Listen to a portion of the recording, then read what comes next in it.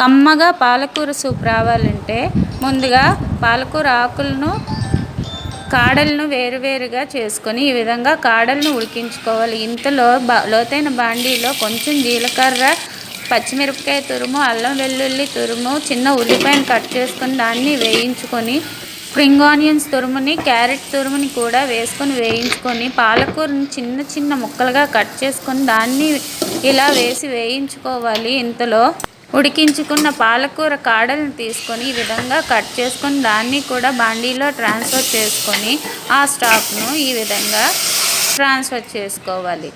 రుచికి సరిపడినంత ఉప్పు, ధనియా జీరా పౌడర్, పెప్పర్ పౌడర్ని కూడా వేసుకొని బాగా మరిగిన తర్వాత ఈ మిశ్రమంలో టేబుల్ స్పూన్ల కార్న్ ఫ్లోర్ని నీటిలో ఈ విధంగా కరిగించుకొని ట్రాన్స్ఫర్ చేసుకొని ఒక పొంగు వచ్చిన తర్వాత ఈ విధంగా సర్వ్ చేసుకోవాలి. చాలా బాగుంటుంది టేస్టీగా.